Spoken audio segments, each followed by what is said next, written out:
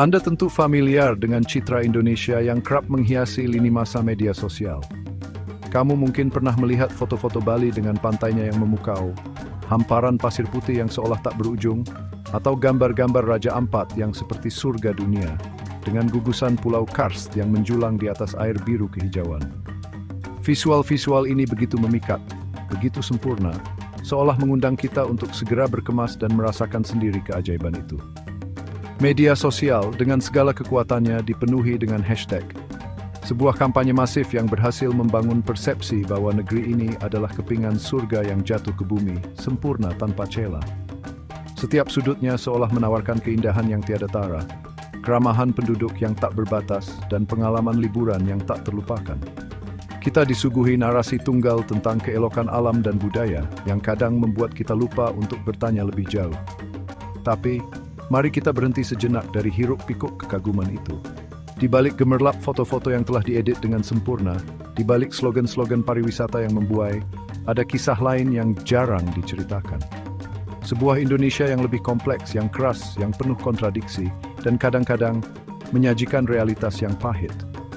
Inilah sisi lain yang akan kita telusuri bersama, bukan untuk menafikan keindahan, tapi untuk memahami Indonesia secara lebih utuh. Bali, Pulau Dewata. Namanya saja sudah menjanjikan keindahan surgawi. Siapa yang tak terpesona dengan villa-villa mewah yang menawarkan pemandangan matahari terbenam yang begitu? Setiap sudutnya seolah dirancang untuk menjadi latar foto yang sempurna. Namun, jika kita mau melihat lebih dekat, di balik kemewahan itu, ada realitas yang seringkali luput dari pandangan wisatawan. Sungai-sungai yang dulu jernih, kini tak jarang tercemar oleh limbah domestik dan sampah plastik yang menggunung. Ironisnya, sebagian berasal dari industri pariwisata itu sendiri. Keindahan yang dijual ternyata turut menyumbang pada kerapuhannya. Sawah-sawah hijau yang menjadi ikon lanskap Bali, perlahan tapi pasti tergusur oleh pembangunan hotel dan resor baru. Para petani, yang dulunya menjadi penjaga tradisi agraris, kini terpinggirkan. Menyaksikan lahan mereka berubah menjadi beton demi memenuhi hasrat pariwisata massal. Budaya lokal yang adiluhung, yang menjadi daya tarik utama Bali, juga menghadapi tantangan berat. Komersialisasi yang berlebihan membuat beberapa ritual dan kesenian kehilangan makna sakralnya, berubah menjadi sekadar tontonan untuk turis. Ini adalah dilema yang dihadapi banyak destinasi populer, bagaimana menyeimbangkan ekonomi dan pelestarian. Di Ubud, pusat spiritualitas dan seni Bali, Anda bisa dengan mudah menemukan kafe-kafe trendy yang menyajikan secangkir kopi dengan harga Rp50.000 atau bahkan lebih. Sebuah harga yang mungkin terasa wajar bagi pengunjung dari kota besar atau mancanegara. Namun, ironisnya tak jauh dari sana, di lereng-lereng Gunung Agung yang megah, para petani kopi yang menjadi hulu dari kenikmatan kopi itu justru masih banyak yang hidup dalam kondisi pas-pasan. Kesenjangan ini adalah cermin dari bagaimana buah pariwisata tidak selalu terdistribusi secara merata, menyisakan pertanyaan tentang keadilan. Lalu bagaimana dengan Raja Ampat di Papua Barat? Surga bawah laut yang keindahannya diakui dunia. Terumbu karang yang berwarna-warni, ikan-ikan eksotis yang menari, dan kejernihan air lautnya memang tiada duanya. Setiap penyelam pasti memimpikan untuk bisa menjelajahi perairan ini. Namun, pernahkah kita bertanya tentang kehidupan masyarakat lokal yang mendiami pulau-pulau terpencil di gugusan Raja Ampat? Mereka adalah penjaga sejati keindahan ini, namun seringkali hidup dalam keterbatasan yang kontras dengan kemewahan yang dinikmati para pengunjung. Kehidupan di pulau-pulau terpencil itu tidaklah mudah. Harga kebutuhan pokok seperti beras, gula, atau bahan bakar bisa melambung tinggi karena sulitnya akses transportasi dan distribusi. Bayangkan, untuk mendapatkan 1 liter bensin, mereka mungkin harus membayar 2 hingga 3 kali lipat harga di kota besar. Akses terhadap layanan kesehatan yang berkualitas juga masih menjadi barang langka. Puskesmas dengan fasilitas minim dan tenaga medis terbatas adalah pemandangan umum, membuat mereka rentan ketika sakit atau membutuhkan pertolongan darurat. Di sisi lain, keindahan alam Raja Ampat yang memesona itu juga terus-menerus menghadapi ancaman. Kapal-kapal pesiar mewah yang membawa ratusan turis, walau mendatangkan devisa, juga berpotensi merusak terumbu karang yang rapuh jika tidak dikelola dengan hati-hati. Lalu lintas kapal yang semakin padat, sampah yang mungkin tercecer, dan dampak dari aktivitas turisme lainnya menjadi pekerjaan rumah besar bagi pelestarian jangka panjang. Ini adalah paradoks keindahan yang menarik kunjungan, namun kunjungan itu sendiri berisiko merusak keindahan tersebut. Maka, surga yang kita lihat di brosur pariwisata atau unggahan media sosial, itu ternyata memiliki lapisan-lapisan kerapuhan yang perlu kita sadari. Bali dan Raja Ampat adalah contoh bagaimana di balik pesona yang memukau, terdapat tantangan lingkungan, sosial, dan ekonomi yang kompleks. Mengagumi keindahannya saja tidak cukup. Kita juga perlu memahami dan peduli terhadap isu-isu yang menyertainya, agar surga itu tidak hanya tinggal kenangan bagi generasi mendatang. Jakarta, ibu kota negara kita. Sebuah nama yang membangkitkan beragam citra dan ekspektasi. Bagi sebagian orang, Jakarta adalah kota impian, pusat denyut nadi ekonomi, politik, dan hiburan Indonesia. Di sini, gedung-gedung pencakar langit menjulang angkuh, seolah menyentuh awan, melambangkan ambisi dan kemajuan. Mal-mal megah berdiri berdampingan, menawarkan segala kemewahan dan gaya hidup modern yang memikat hati kaum urban. Kehidupan malamnya pun tak kalah glamor, dengan gemerlap lampu dan hingar-bingar yang seolah tak pernah tidur. Namun, Jakarta juga memiliki sisi lain, wajah yang kontras dan seringkali tersembunyi di balik kemegahan fasadnya. Kota ini seperti dua sisi mata uang yang tak terpisahkan. Di satu sisi adalah kemilau modernitas, namun di sisi lainnya adalah realitas pahit yang dihadapi sebagian besar warganya. Banjir tahunan misalnya sudah menjadi langganan yang menggenangi bukan hanya jalanan protokol, tetapi juga pemukiman-pemukiman kumuh yang padat di bantaran sungai. Setiap musim hujan tiba, kecemasan akan banjir selalu menghantui. Kemudian, ada masalah kemacetan lalu lintas yang seolah tak ada habisnya. Jalanan Jakarta adalah arena pertarungan kesabaran setiap hari. Berjam-jam waktu terbuang di tengah lautan kendaraan yang merayap, menimbulkan stres, polusi udara, dan kerugian ekonomi yang tidak sedikit. Ini adalah harga mahal yang harus dibayar untuk tinggal dan bekerja di kota metropolitan yang terus berkembang tanpa diimbangi infrastruktur transportasi publik yang memadai dan merata bagi semua lapisan masyarakat. Kesenjangan sosial di Jakarta juga terpampang begitu nyata, begitu kasat mata. Di balik gemerlap apartemen mewah yang harganya bisa mencapai puluhan miliar rupiah, dengan fasilitas eksklusif dan pemandangan kota yang menakjubkan, kita bisa dengan mudah menemukan pemandangan yang kontras. Anak-anak jalanan yang mengais sisa makanan dari tong sampah di depan restoran mahal, atau keluarga-keluarga yang tinggal di kolong jembatan layang, berjuang untuk sekadar bertahan hidup dari hari ke hari. Sebuah ironi di tengah kota yang katanya penuh peluang. Pusat-pusat bisnis yang megah seperti kawasan Sudirman atau Kuningan memancarkan aura kemakmuran. Namun, hanya beberapa kilometer dari sana, kita bisa menemukan kampung-kampung padat penduduk dengan sanitasi yang buruk, akses air bersih yang terbatas, dan rumah-rumah semi-permanen yang berhimpitan. Mereka adalah bagian dari Jakarta, namun seringkali terpinggirkan dari narasi pembangunan. Mereka adalah wajah lain dari kota yang menjanjikan mimpi, namun tak semua mimpi bisa terwujud dengan mudah. Apakah Jakarta adalah kota impian? Mungkin bagi mereka yang berhasil menaklukkannya, yang mampu menikmati segala fasilitas dan kemewahan yang ditawarkan. Namun, bagi banyak lainnya, Jakarta bisa terasa seperti neraka beton keras, tak ramah dan penuh perjuangan. Kota ini adalah laboratorium raksasa yang mempertontonkan dinamika urbanisasi yang kompleks, dengan segala peluang dan tantangannya. Sebuah tempat di mana harapan dan keputusasaan hidup berdampingan. Jadi, ketika kita berbicara tentang Jakarta, kita tidak bisa hanya melihat satu sisi. Kita harus mengakui kemajuannya, dinamikanya, dan energinya yang luar biasa. Tapi kita juga tidak boleh menutup mata terhadap masalah-masalah struktural yang masih membelenggunya, ketimpangan, kemacetan, banjir, dan tantangan lingkungan lainnya.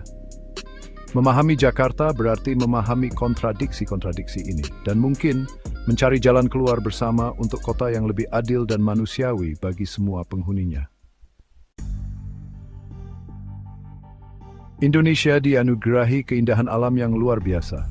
Dari Sabang hingga Merauke terbentang gugusan pulau dengan gunung-gunung yang menjulang gagah, pantai-pantai yang eksotis, hutan tropis yang kaya akan keanekaragaman hayati, dan laut yang menyimpan pesona tak terhingga.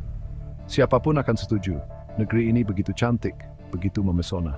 Namun, di balik keindahan itu tersimpan pula sisi alam yang bisa menjadi sangat brutal, sangat kejam, dan tak terduga.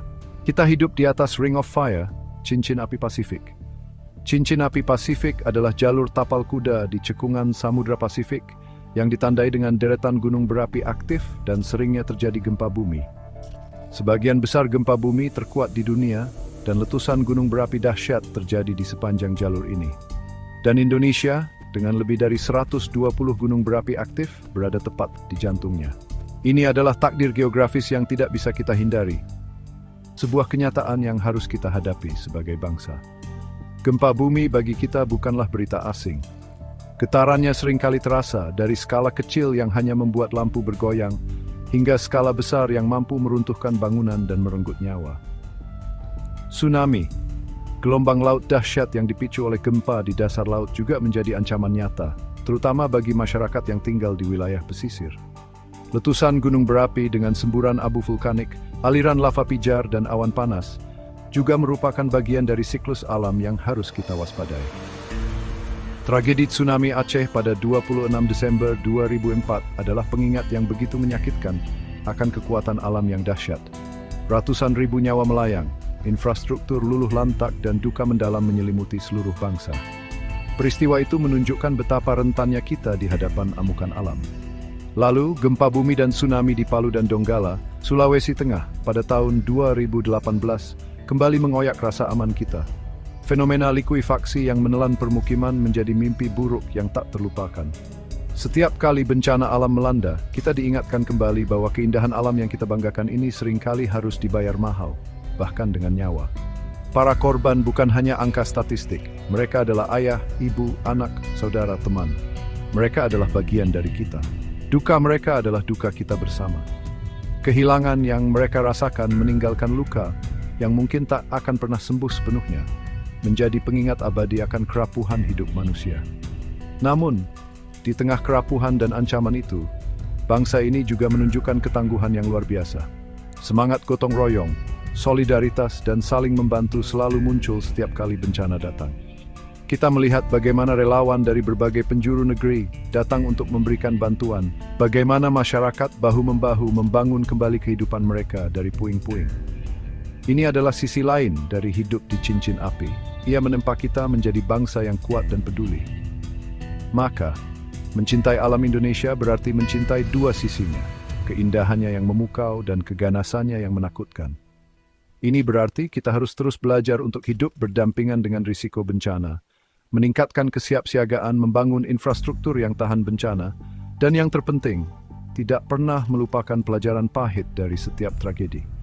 Keindahan alam ini adalah anugerah, sekaligus tantangan yang harus kita hadapi dengan bijak dan waspada.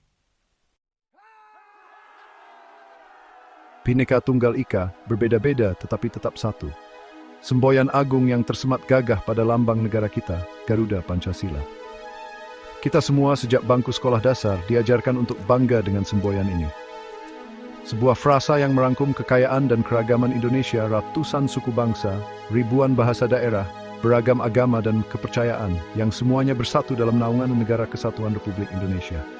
Sebuah konsep yang ideal, yang indah, dan yang seharusnya menjadi kekuatan kita.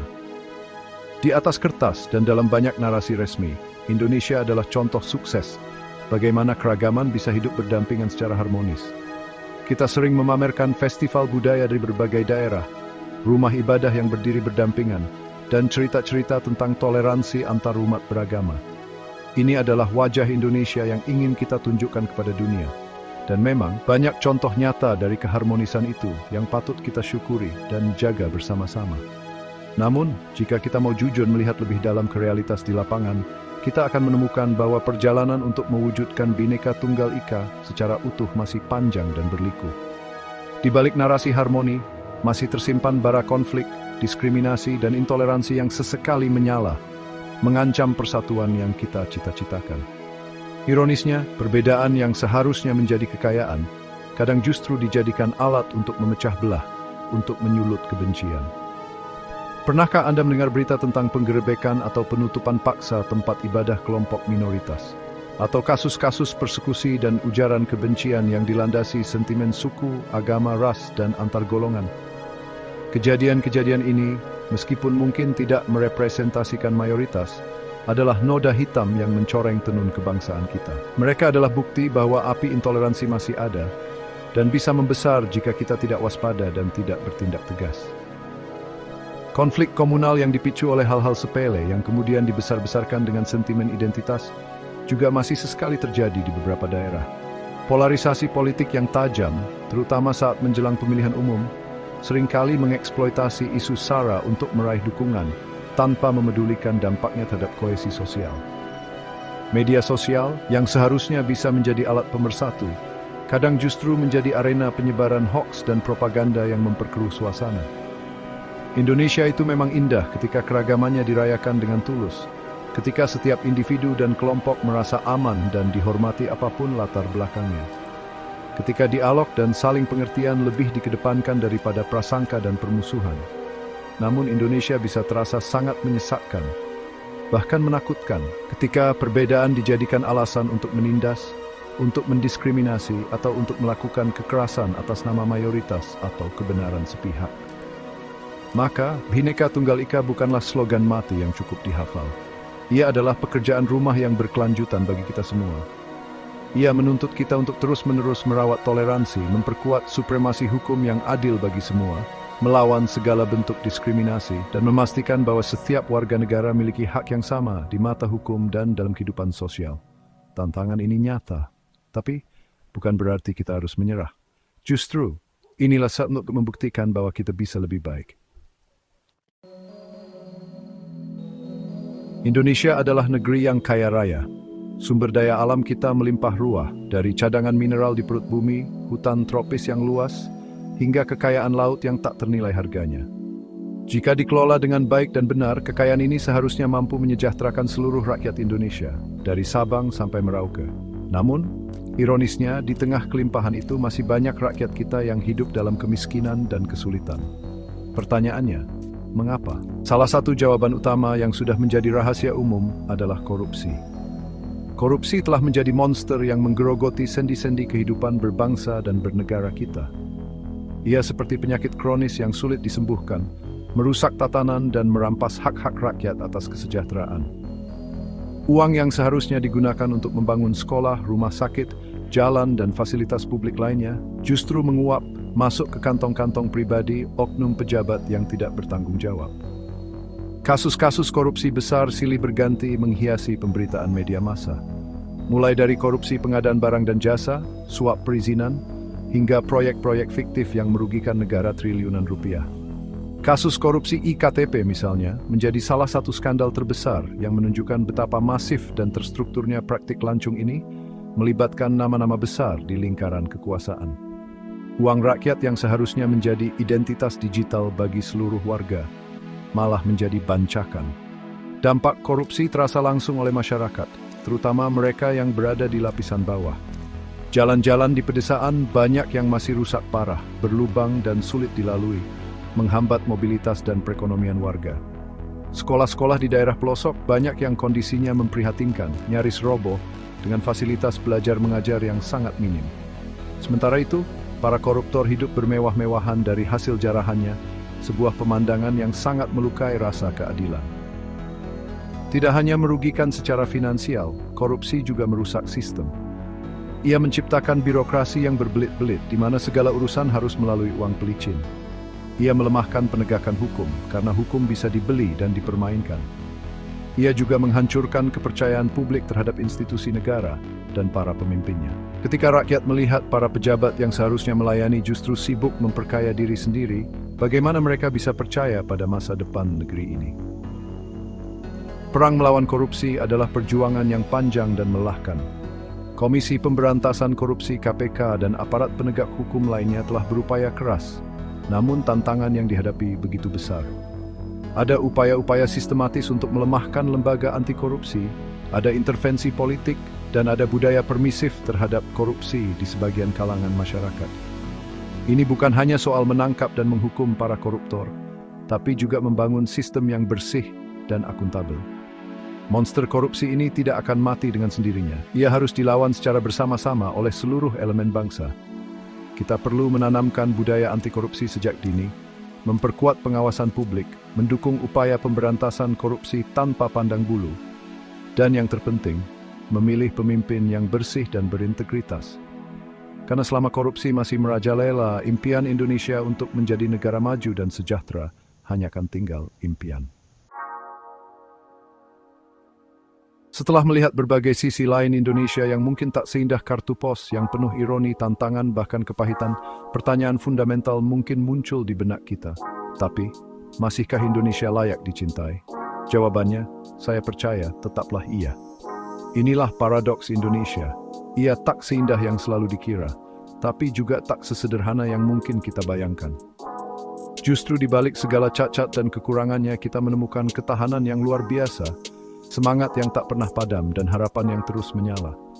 Lihatlah Bali, meski terancam oleh overtourism dan berbagai masalah lingkungannya, komunitas lokal mulai bergerak. Mereka tidak tinggal diam. Muncul gerakan-gerakan akar rumput yang berjuang memulihkan keseimbangan budaya dan alam, dengan slogan yang kuat seperti Bali bukan untuk dijual. Jakarta mungkin terasa chaos dan penuh tekanan, tapi kreativitas anak mudanya justru semakin terpacu, bahkan mendunia. Siapa sangka inovasi sederhana seperti nasi goreng TikTok bisa viral hingga ke Amerika, menunjukkan energi dan daya cipta yang tak terbatas. Bencana alam datang silih berganti, menguji ketabahan kita sebagai bangsa. Tapi, setiap kali itu terjadi, solidaritas orang Indonesia tak pernah padam. Ingat gempa Lombok tahun 2018? Bantuan mengalir deras dari seluruh pelosok negeri, dari individu hingga organisasi, menunjukkan bahwa rasa persaudaraan kita masih sangat kuat. Jadi, Indonesia tak seindah yang dikira. Mungkin. Tapi justru karena itulah kita harus mengenalnya lebih dalam, bukan hanya sebagai turis yang terpukau oleh keindahan semu di permukaan, tapi sebagai bagian dari rakyatnya yang terus berjuang, berkarya, dan berupaya memperbaiki negeri ini dari hari ke hari. Kalau kamu mau Indonesia yang lebih baik, jangan cuma posting foto pantai, tapi beraksilah.